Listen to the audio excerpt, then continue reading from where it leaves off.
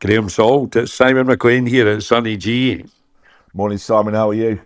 I'm good, yourself? I'm all right. Are you in sunny Dubai still? I'm just here, just got here last night, very late last night, and for the first time in 2 months, Chris and I are in the same time zones. Tell you what, you jet setters. That's good being in the same time zone as our producer, editor, you name it. How are you, Graham? How's the walking football in old Nottingham? I know that we spoke last week and you were on the show briefly, but there was a couple of things that I wanted to chat to you about specifically that we didn't have time last week. Okay, that's great. Yeah, I've been doing my research about Nottingham as well. What I discovered was that your natural derby team for Nottingham Forest should be Notts County, surely, the oldest team in the world. When you think they're less than half a mile apart, the two stadiums, but there is no actual rivalry between the two clubs, which is Okay. crazy. We almost treat them like Forest reserves. Yeah. It's Okay. it's up until the 1970s under the Clough era. The Yeah. two clubs pretty much. A lot of people would go when Forest were at home, they go and watch him, and when Notts County were at home, they go and watch him because it's very rare that they play on the same day. Because away travel in those days was nowhere near as much as it is now. Yeah. And most teams kind of, you were a Forest fan, but on the Saturday they weren't playing, you'd probably go and watch Notts. Yeah. There is no real rivalry between the two clubs, which is mad. We benefited from that here in Glasgow because I'm a Partick Thistle fan, and they sort of fall between the old firm, if you like.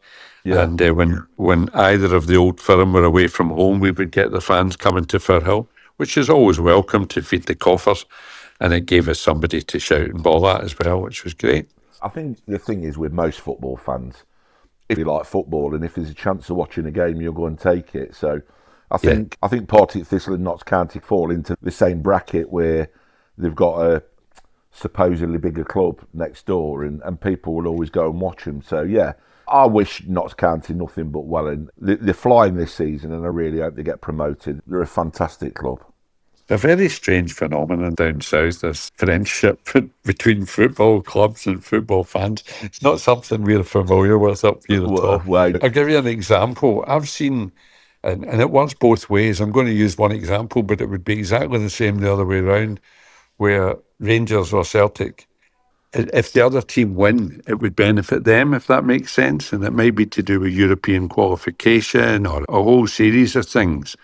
Where it would be beneficial if I'm a Celtic man, it would be beneficial if Rangers won against Aberdeen or whoever they're playing on the Saturday. Still, I wouldn't want them to win. It wouldn't matter what's at stake. it's a weird thing because although we have no rivalry with Notts County, obviously we've got a massive rivalry with Derby. Yeah. But Leicester seem to think for some reason that we care about them, and neither Forest nor Derby are remotely bothered about Leicester City. We don't care.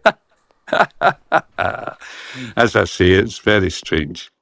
Uh, I wanted to move on, Gray, to this. I found out this week you've got a tournament coming off in a couple of months. Can you tell us a bit about it? Are we invited?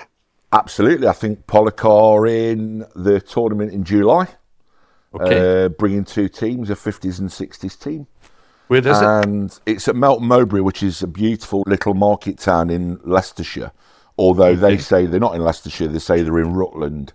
They don't know where they are. They're not really sure, but they make fantastic pork pies. I mean, I'm sure most people are familiar with Melton Mowbray Oh, pork pies, but they make a great okay. pork Yeah. pie.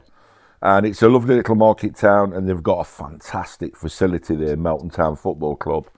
And we're holding a tournament in July there, and it's been kind of inflated by a company called Superstar Speakers who are fielding a Man United Legends side, which has got people, Wow. which has got some really fantastic players in it who are still relatively young. Some of them, like Keith Gillespie, Okay. Yap Stam, Oh, yeah. will be playing, and then they've got some of the older guys like McElroy and Mike Duxbury and people like that. Yeah, it's going to be Excellent. Yeah. between them. They've got 70 odd trophies and hundreds of international caps. Fantastic. What's the date again? It's So, July, I believe it's the 17th. I'm lost because we've got another tournament before that in in Mansfield, which is through my Facebook page, Walking Footy. We're doing tournaments. We've done a couple of trial ones. We did one in Spain, which went really well. The next two are in March and July, but I'm particularly excited about the July one because so many clubs, once we announced that Man United were fielding the side, obviously Yes. people want to play against their heroes. And of course, Pollock coming down. Although that it worries me a wee bit when you say it's a beautiful, wee, quiet town, because that's not really a recipe for success when we move into town.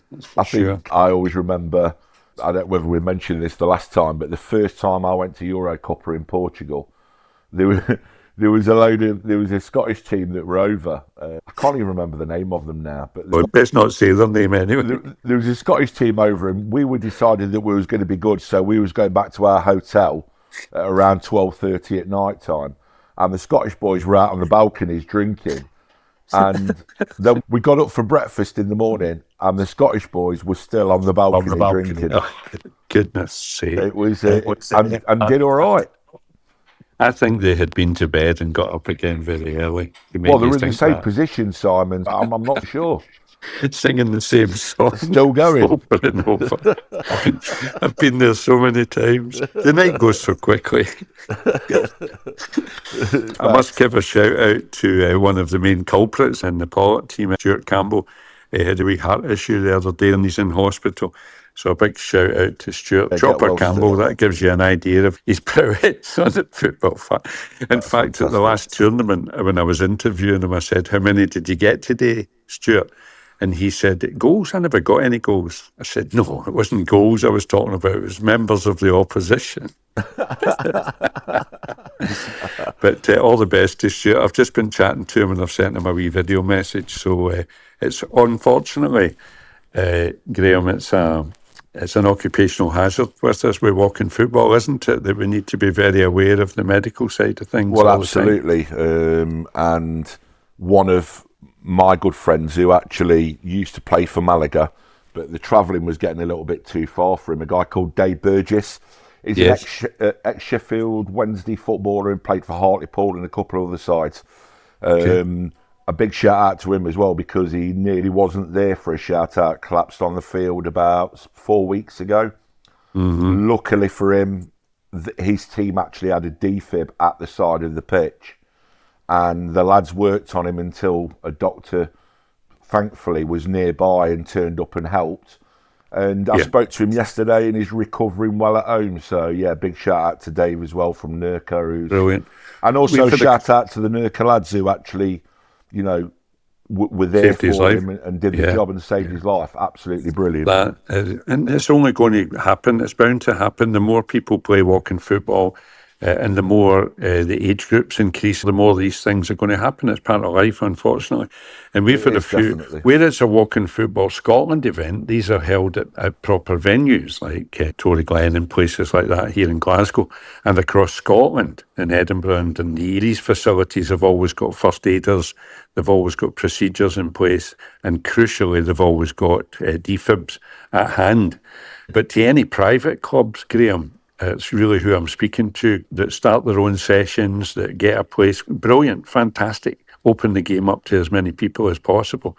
But bear in mind that you need to have some procedures in place and know where your nearest defib is, because it's those crucial 8 or 9 minutes before the ambulance gets there that will save someone's life. No, absolutely. I'm a great advocate that even if the facility, you know, what you describe in Scotland's fabulous, but I would say even if the facility has a defib, I think any team, especially new teams that are coming on board, their first purchase should always be a defibrillator, because some of the pitches, as you know, the actual place where the defib is can be a good way away. And you take 2 or 3 minutes out of that crucial time.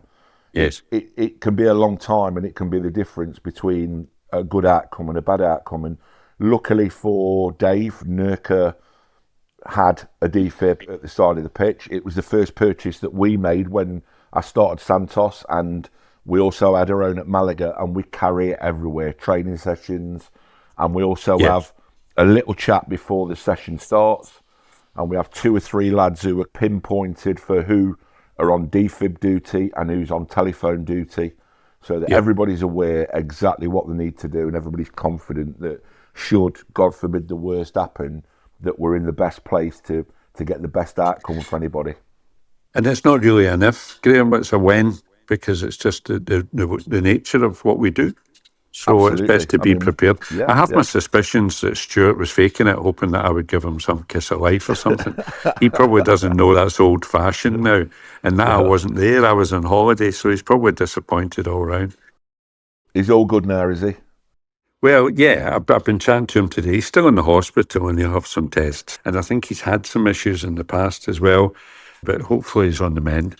His retirement, he really needs, that's what I've been saying to him, get finished for that working and come and join us full time at Walking Football. Graham, you were talking about your tournament. Are there no Scotsmen coming down, the old Man United? Man United were heavily influenced by Scottish players over the years, of course.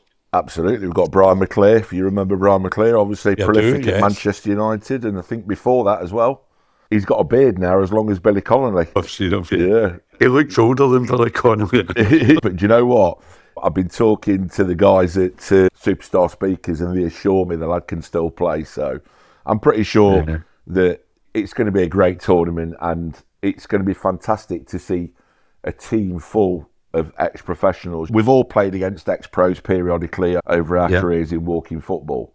I always think what's amazing about walking football is that we're probably playing in better stadiums than we ever played in during our normal football career. That's true. Better surfaces. Yeah. Amazing surfaces with some amazing footballers. You know, you've played with some and still play with some ex-professionals, and it's just a fantastic leveler, eh? I've got a great story about a charity game that I played once for cystic fibrosis, and it had a lot of Man United. Steve Coppell was playing. It was Liverpool, Phil Thompson. I played beside Phil Thompson. One of my heroes, Paul Marin, I played in it.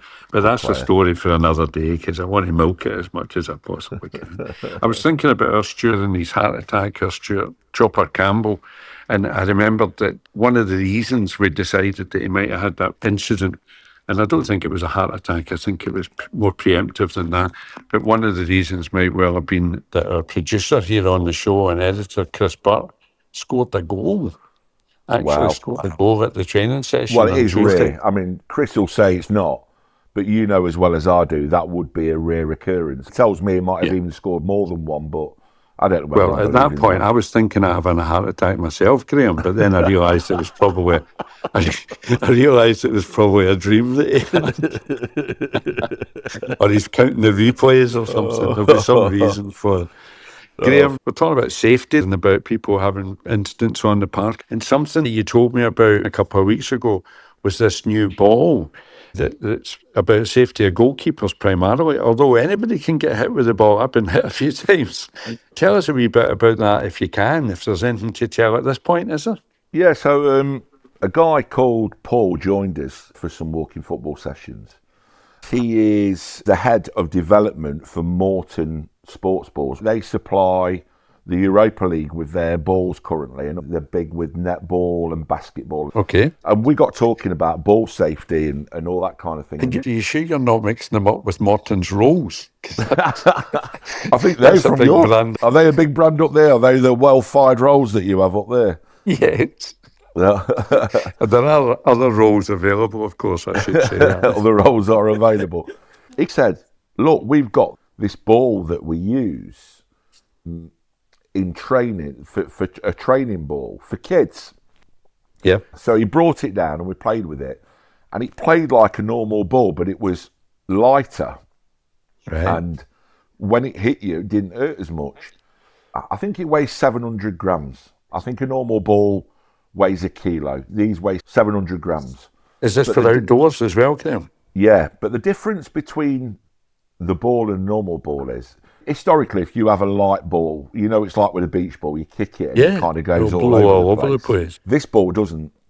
I'm not 100% sure on the science, but what I understand and what I glean from the ball that's now been developed off the back of us trying that, and we used it in Spain, to universal, I want this ball, was that so it can hit you in the face. The worst ones, you got goalkeeper injuries, obviously, when you save it. Yes. But also, if you got a loose hand on the pitch and it hits you from behind. Yes, you're unprepared. Yeah, when you're unprepared, those kind of injuries. And all of the teams who used it said, this is mad because it plays like a normal ball. Basically, it's got some kind of silicon in the ball. When it turns, the centrifugal force throws these bubbles to the outside of the ball, which cushions the ball, but still makes it playable like a new ball. Honestly, it is an incredible piece of engineering, and they're not really looking at all of the uses for it, because I would say it's a fantastic thing. You know, we're talking about kids heading the ball and brain injuries and all this kind of stuff. Totally. If you don't teach kids from an early age how to head a ball, how are they ever going to be able to head a ball? Yeah, and they're not heading it below the age of 12 now. They're not heading the ball. So, if, you know, the days of your Andy Grays and your Gordon McQueen's and Billy McNeil's, but Jackie I always Charlton. remember that Larry said to me, Larry Lloyd, when he was ill, and he said, Gray, I've headed the ball too many times. Yeah. I think there has got to be a look at that, and I think this could help towards that issue, because it's not going to have the concussive injuries that a normal ball would have. Is this widely available yet, Gray? It's going to be from the end of April. It's in production now, so we had... Will you send us the link? I take it there's a commission involved here. Do we need to grease some palms here? I think we do need to agree a bit of a kickback on it. Is that fun? Long term, I think it's going to be great for the game, because there was a girl in Spain who plays for one of the teams in Spain who got hit with a glancing shot in the face, and basically it skinned her eyelid. It's a horrible photo. Yes. Yeah. Hit her in the face and skinned her eyelid. Luckily, she's a tough cookie, but I think most people, when we told them they were going to be playing with a lightweight ball at the start, was like, oh, you might as well throw a beach ball, or, you know, it was woke. It was woke to have this, according to them, it was woke to have this ball. Yeah. But once they played with it for a few minutes, they realised, hang on a minute, do you know what? This is really good. I think what a lot of people forget, especially the competitive side of walking football, is they forget that our number one priority at all times is safety. Absolutely. We're not playing football at 60 and 70 years of age, hoping to get injured. Everything we talk about as referees and about Walking Football Scotland is first and foremost about safety. A lot of players wear glasses, they wear hearing aids, they wear different things like that, aids to them as they get older. And obviously glasses that are not sports glasses are a real danger. So we need to take all that into consideration. I think what we need to do is use the ball and not tell them. If it's as good as you say it is, they won't even notice. And you tell them afterwards, they won't care as long as it plays well. We did that with this because there's quite a few Spanish teams in this tournament that we used it in. So we didn't actually announce it to them that they were using it. It does strike me, of course, that people like Chris Bart, our producer, who's been playing walking football now for 6-7 years, something like that. If he did score 2 goals last week, which I'm still in shock about, he's only just getting the hang of the current ball, and we're going to change it. I know, it's almost cruel, isn't it, to take that away from him. I think it's deliberate because he scored. We're changing it. I'll tell you what though, Simon, I do actually have a video of Chris scoring a sublime effort in the Costa Blanca. Yeah, there's a video called The Perfect 10. 10 passes, eventually it comes to Chris, who scores this sublime effort in the Costa Blanca. I will send you a link for that video. I'm sure Chris will send it to you anyway. I would tell you a story about a day when we won the trophy down in Dumbarton, and honestly, I think he scored 5 in one of the games, and he couldn't miss. He was banging them in. But some days you get like that when everything goes your way. You're a striker as well, Gray. You know that yourself. Well, I've barely kicked a ball since October, and last Tuesday I completed a full training session and I played up front because of my knee. I've been playing at the back, and I scored 6 goals myself in training. So I was quite happy with that. I know it was only in training, but I was pretty chuffed. But it was like that, a bit like with Chris. You have. Are you sure it was in training and Gray, and not in the warm up? Probably in the warm up. You have those days, don't you, where everything that comes to you. Not yet, but I know where you're coming from. I look forward to hearing more about the ball and getting access to it when it's available, readily available, and we'll certainly source a few and see how we got on up here with it. Any innovation like that is more than welcome, isn't it? What I'll do is speak to the guys at Moulton and see if we can get one for the podcast, and obviously you can try it out then at Pollock and let us know what you think about it. They sent 2 or 3 off to the WFA. They actually requested them after seeing a Facebook post about them, sent them off to the WFA, and they've not come back to them at all. No feedback or anything, which is disappointing, really. Because Do you know the lad that's involved in the research? I do. He turned up at sessions. Here's how we do things at Sonny G. Once we'll get him on the show and tell us about it from the horse's mouth. That's a good idea. Or you can do a wee interview with him and let us know how you got on. Yeah, but I want people to actually not think that I'm pushing it because there's for any other reason. Then I just think, I think if we got a ball and chucked it to you guys and said try it out amongst your squad and see what the feedback is, I think that would be a good shout. So you've got your tournament coming up, and you said you've not kicked a ball since October. What is that, because of injury? I've got a meniscus problem. It comes from driving, and every time I think it's getting better, it's not. But I've got no strength in my left leg at all. You know, like if you're trying to stand to shoot, or I'm having to pass with my left foot because I can't stand on my left leg to pass with my right foot. Listen, you're going to have to explain that term to a few of our polyp players. Can you tell us what that means? They think that's from Mastermind. You know what it's like. As we get older, we all have to adjust your game to suit your physical kind of condition that you're in at that time. So big news for me, Graham, is that on the 3rd of March, a week on Monday, I'm going in for my pre-op assessment for my brand new shiny knee. Oh, that's fantastic. I was going to say I've been waiting for it for years. I've not. I've been putting it off for years. Can I ask you something? Because I don't play with many guys, and this is not being disrespectful. The majority of the lads I play with where I am are in the 50s. So we don't have anybody who's ever had a knee replacement. How do guys tend to fare once they've had that done? Up here, very well. I met a guy in Australia, the same. I've not had any horror stories. All good news. And our producer, I know I'm taking the mickey a wee bit about his scoring and all the rest of it, but he had a big hip operation last year. Lots of people, my first guest when I come back to Scotland is going to be Alec Miller, who had a hip replacement operation last year.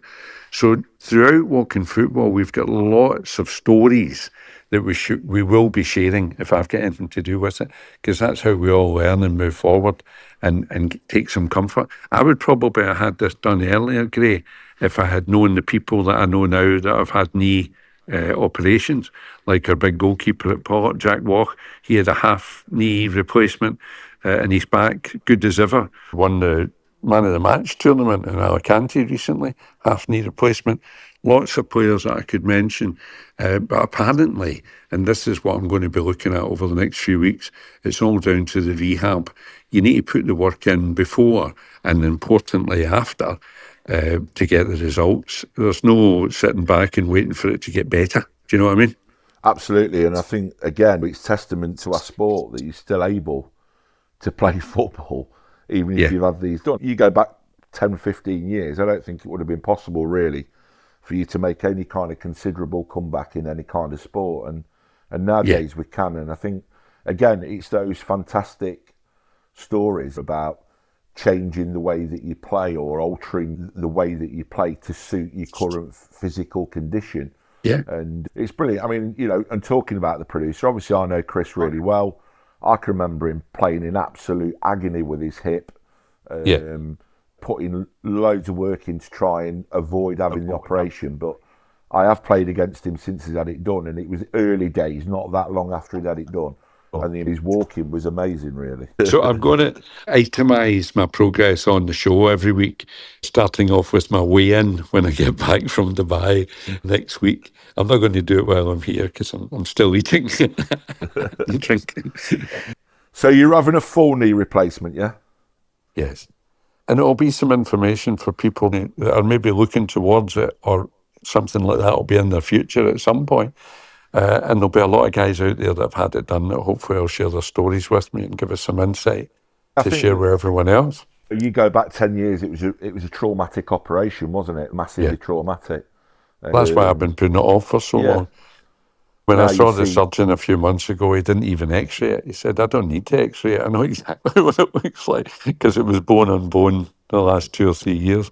It's got to the stage now where it's interfering with my everyday life. I'm walking with a stick and stuff like that. It's got to the stage where you can't put it off anymore. Gets And to you that get to a stage. stage where you're young enough to get it done. It makes no sense at some point to leave it unattended to.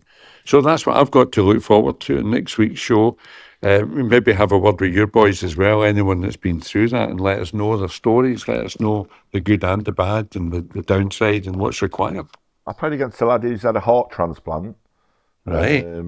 That was pretty good. It was a great story that he told about it as well. The fact that he couldn't even get up the stairs and now he's back playing walking football, which was Brilliant. there must be some fabulous stories across walking football of lads who've come back with different conditions, Injuries and like illnesses and all the rest of definitely. it. And the one thing you'll need to be careful of, a lot of the boys in Spain and England and across the world probably now are making provision for me coming back at some point later this year. They'll be quaking. How would you describe your style of play? If I tell you that we play exclusively 3-touch up here in Scotland. Quite right too. And that's a real shame because my first touch is brilliant. We participated in a tournament last weekend, my Santos team, and we're actually changing the name of the team now to Santos Nil. We played multi-touch. We went in the tournament as a favour to a friend of mine called Steve, who's an ex-Bobby like yourself, because he's so supportive of everything we do. We don't play multi-touch. And it was pretty obvious from the start that we don't play multi-touch. It was awful. We were terrible. I just didn't enjoy it. We were just completely out of sorts. It was like playing a different sport for us because we played touch for so long that it doesn't. Because you think about it, the 3-touch isn't only your 3-touch that's the influence. It's when the other team have got the ball. When the ball's passed to someone, you know that there's a limited amount of time that he can retain that. So you can close him down. And if you close him down quickly and put him under pressure, he's got to get rid of the ball. So that it changes the whole dynamic of the game, doesn't it? It was just a tournament that was just not enjoyable, and for another reason as well. We played rules that we don't normally play. We played against a team which I won't name, and they were 1-0 up with about 4 minutes to go. Took the ball into the corner flag and literally stood with their arms out, guarding the ball. Right. And in the end, one of our lads went off the pitch and back on to tackle him and got penalised for it. And we said to the referee, "What are we even? How are we supposed to get the ball?" He just stood with the ball. It was mad. It was not a good, possibly the worst experience I've had playing walking football, to be honest. It shows how important the rules are, doesn't it? Absolutely.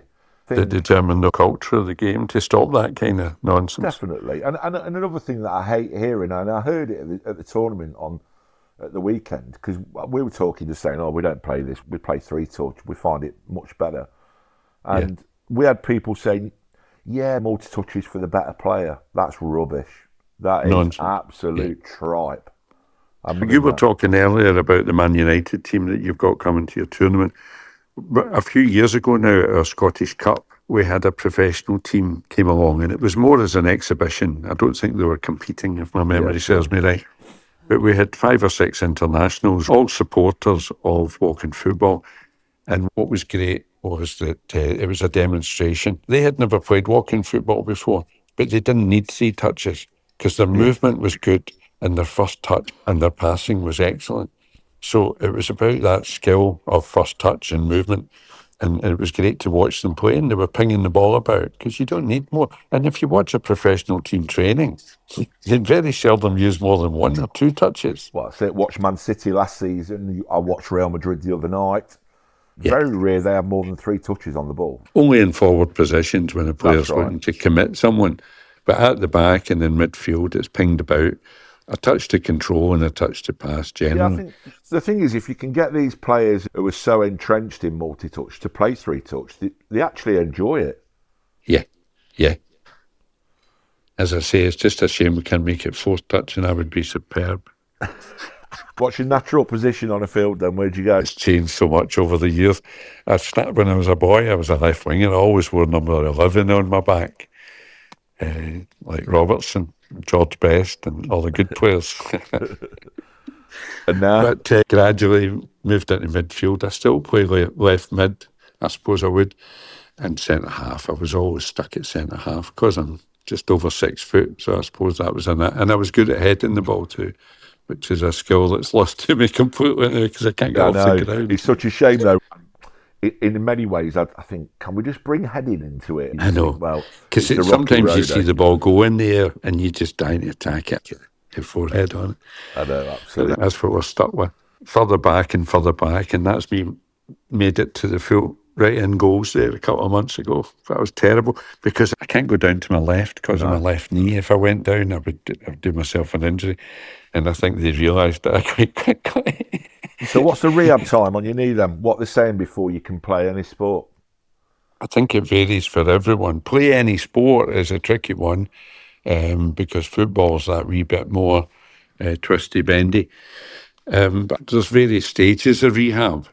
And it was Chris that told me this, and it seems true for everyone that's had a major op like this. His surgeon told him with his hip that for the first 2 or 3 weeks after the operation, he would think he'd made a big, huge mistake getting this done at all. Of course. Because of the stiffness, because of the pain, and because of the restrictions. But after 2 or 3 weeks, he would start to think, well, there might be some light at the end of the tunnel here. And then the rehab can start properly because you can get into the gym and start building it up. And then he said after 3 months, you'll think this is the best thing I've ever done in my life. And that's generally the feedback I get from everyone. The full rehab is about a year to get back as strong as you're going to get it. I would hope I'm back cycling in the gym within a month to 6 weeks. And from there, another month or so kicking a ball. That would be my hope, if she'll let me. What I found really good, I've been out since October and it's a good few months now. But I go training and what I found is I put a different colour bib on and just amble around the pitch. Yeah. Unfortunately, we play at Power League, which has boards, can't walk around the outside. So I just amble around the pitch, you know, kind of half refereeing a game, but just to be involved in it still. Just to still go down. Yeah. Keep your involvement up even when you're rehabbing, really. Going Yeah, down. for sure. And the social side of it as well, being there after the game and all the rest of it. It's probably why I took refereeing. I've been a referee since I was 23 years of age, Gray, when I couldn't play anymore because of my knee, the same knee. Yeah. So I went and did the course when I was a young cop. And I've been a referee for 40 odd years. That was why, just to keep involved in the game.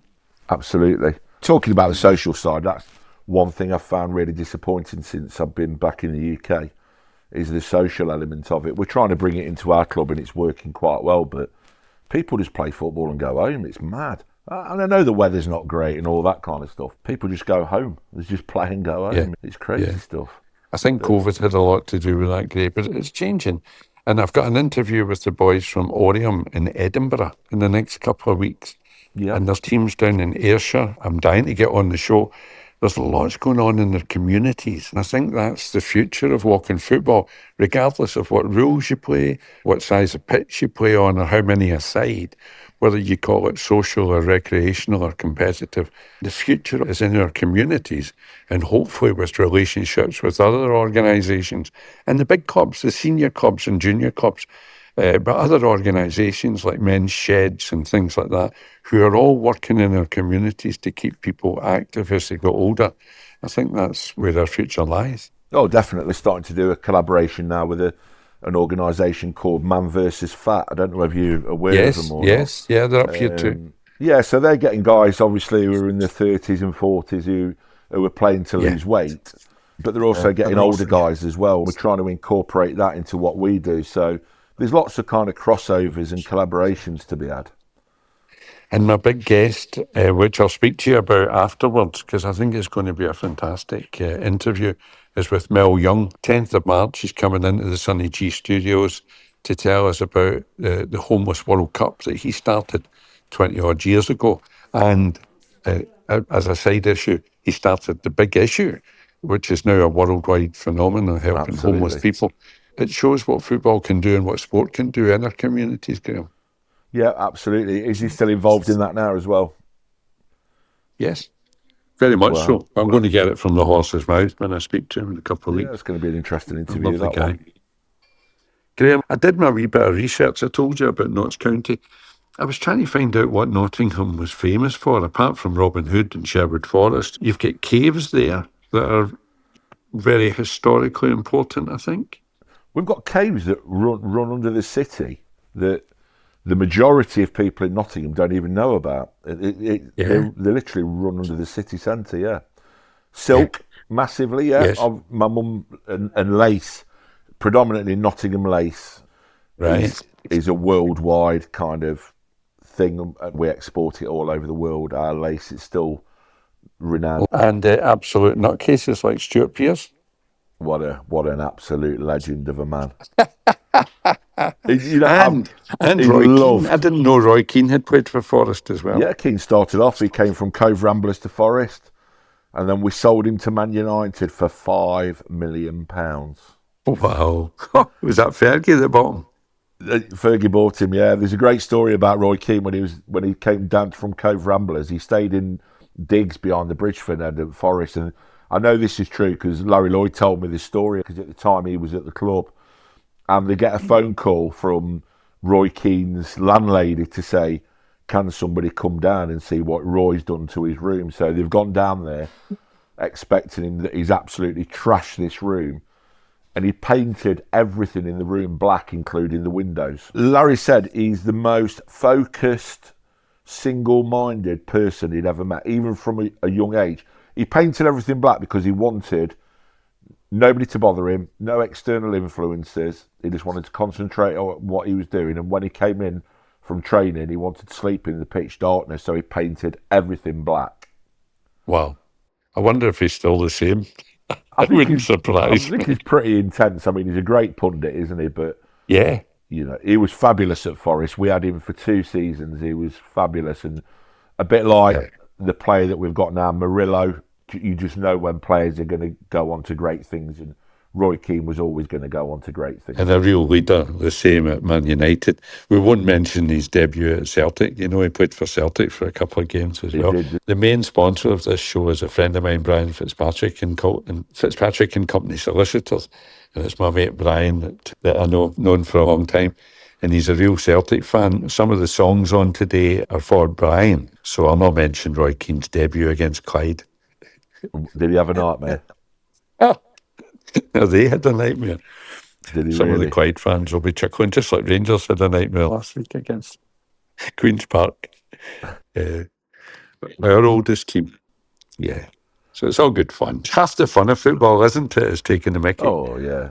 I mean, I've had two experiences, massive experiences with both Rangers and Celtic. I can always remember when Rangers came to Derby when I was living in Derby at the time.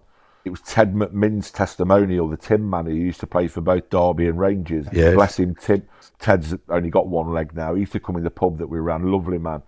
And Yeah. I've never ever seen a turnout like it for a testimonial. It was unbelievable. They literally took over the whole town. And I think there was only about 2 arrests. The behaviour was incredible. They just drank the whole of Derby City Centre dry over a 24-hour period. It was an incredible thing to witness. Absolutely incredible. This mass exodus of people from Scotland to go to a testimonial for a man who played for Rangers. The English teams used to love having an old firm testimonial because it guaranteed that day trip for the Celtic Rangers fans down south. Yeah, and when we played Celtic in the European Cup, wow, what an experience that was. You know, that was the same, Yeah. and I was only a young lad at the time, and it was a freezing cold night. And there was a Celtic fan at the top of the floodlights just wearing a Celtic kit. And the police trying to get him down, and he was having none of it, and nobody was going up for him. I think that was Brian Fitzpatrick. Prominent solicitor here in Glasgow. Amazing, though. Amazing. We do travel well. Oh, incredible. Let me ask you something, Graham, because you've made me think about my early influences, some of the first games that I ever went to. And Firhill, where Partick Thistle play, was where I went every other Saturday because I wasn't allowed to follow the old firm. I was only 5, 6 years of age at that time, going with my grandfather. But I can still remember when I was 9 years of age going to a Scottish Cup final at Hampden against Rangers v Celtic. And I remember going to a Celtic Leeds United European Cup semi-final at Hampden Park as well. What were the earliest big games you remember? I can remember The very first game that I went to was in the old second division the year that we got promoted. So I would have been 9 years old. We played Fulham. What a game! It was a great game At the City Ground. at the City Ground. Yeah, Rodney Marsh was Yeah. playing for Fulham. Best had played the year before, I think, and Rodney Marsh Yes. was still playing for him. And Yeah. I think the Celtic night would take some beating, to be honest. Yeah. Let me ask you then, let's bring you right up to speed then, Gray, because this might never happen again that I speak to you when Notts Forest are third in the Premiership. Where are they going to finish this season? If you ask me, I'd say I'd be disappointed if we missed the European places, to be honest. Okay. With Man City breathing down your neck? Yeah, they are, but we're still in a position when Yeah. we should make a European spot. I'm not even saying Champions League, but we're Okay. European. I'm not a massive fan of Nuno Espirito Santo, to be honest. I don't. As a man, I was a Steve Cooper fan. But we are playing really good football, and we've had a couple of disappointing results recently. The one last week, and then we got beat by Bournemouth. But Yeah. we did. It's a fantastic ride, and it's been an amazing season. So I think European football's achievable this season. You sound like we did at half time when we were beating Celtic 4-0 in the League Cup final. This is Patrick Sissel. And we were thinking, if we can hang on for extra time here, we might be in with a shout. We thought we'd just got them angry. Yeah, I think it is like that for all Forest fans. We just kind of want the season to end now. Yes. And Leicester did this, remember, not so long ago, and just kept going, didn't they? Absolutely, they did. It just carried on. And Yeah. you think we beat Man United at Old Trafford, we beat Liverpool. I know they're not the sides that they were, but we beat Liverpool at Anfield. Uh-huh. Yeah. You know, we drew with Liverpool at home. We've had some fantastic results. And we're still in the shout with the FA Cup. We're actually the highest ranked club still left in it. If Patrick Sissel could win the League Cup against Celtic and beat them 4-1 in football, anything's possible. Absolutely. And in walking football, I'm going to prove by the end of this year, after my knee operation, that anything's possible and get my first goal. It's just occurred to me, you're talking about Nottingham. Was there not a famous band came from that area? Probably your era as well. Paper Lace. Absolutely, Paper Lace. They did, you probably remember, The Whole World in Their Hands, which was the Forest song. Yeah. But more famously for a song called Billy Don't Be a Hero about the Spanish Civil War. But yeah, Paper Lace. My cousin actually married the lead singer, a guy called Dave Manders. Wow. They performed at their wedding whilst that was number one. So at school, I was pretty popular the next day. Yeah. Because Polaroid cameras had not long been out. We had a Polaroid camera of me and my brothers with Paper Lace on stage at this wedding, and they were number one at the time. I'm conscious that anyone listening to this that's under 60 years of age, there might be one or two, maybe not know the track. So we'll play it now for you, Graham. That would be a fitting play out for us today after your interview. Thanks very much for doing that for us. And let's keep in touch about the ball and who you're going to get for the interview for us. Perfect. Thanks, Simon. Thanks for an interesting morning. All the best, Graham. Cheers.